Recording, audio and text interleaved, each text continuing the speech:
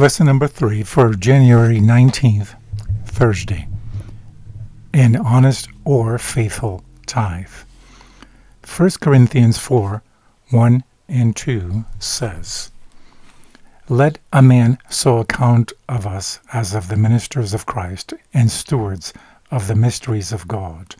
Moreover, it is required in stewards that a man be found faithful."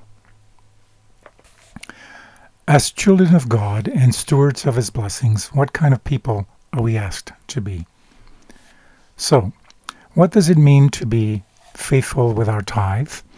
This week we have reviewed several of the constituent elements of the tithe. Number 1, the amount, which is a tenth or 10% of our income or increase. Number 2, taken to the storehouse, the place from which the gospel ministers are paid.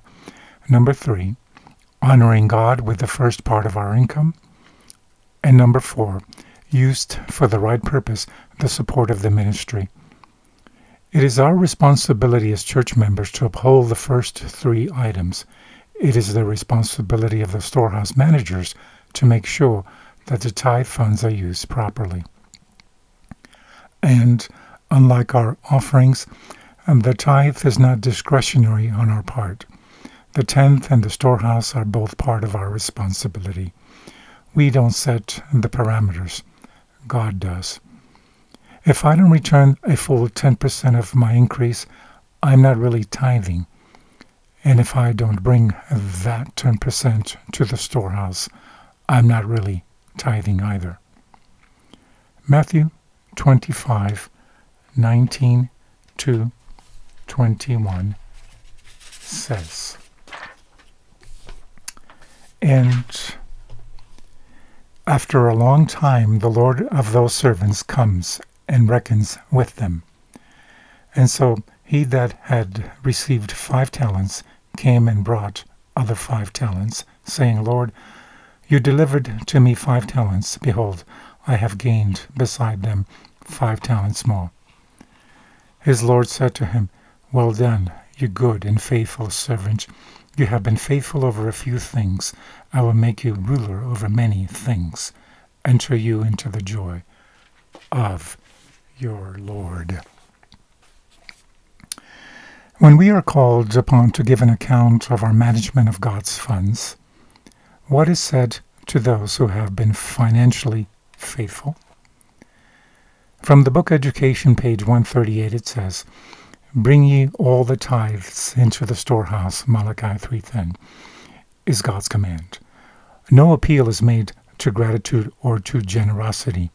This is a matter of simple honesty. The tithe is the Lord's, and He bids us return to Him that which is His own. Managing for God is a unique privilege and a responsibility as well. He blesses and sustains us and asks for only a tenth, and He uses His tithe to provide for those in the ministry, as He did for the tribe of Levi during the time of ancient Israel. Some argue that they don't like how their tithe money is used and hence either don't tithe or send their money somewhere else. Yet, where did God say, "Bring the tithe to the storehouse," but only if you are sure that the storehouse is using it right? From the book Patriarchs and Prophets, page 187, it says, "Every blessing bestowed upon us calls for a response to the author of all our mercies.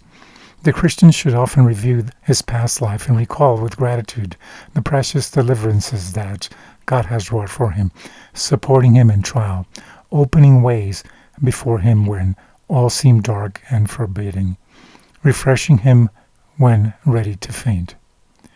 He should recognize all of them as evidences of the watch care of heavenly angels.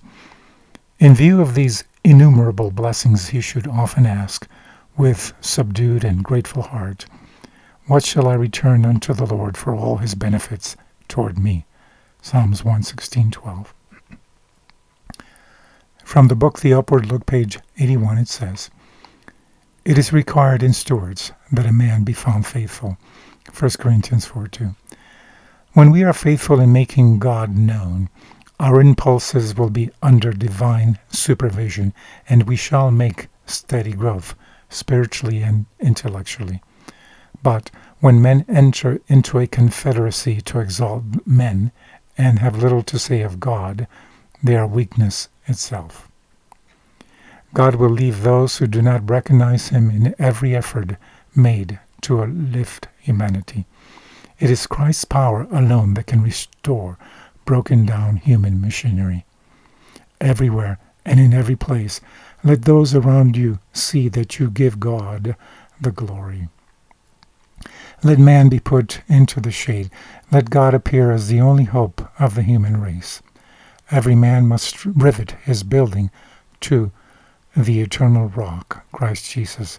Then it will stand amid storm and tempests.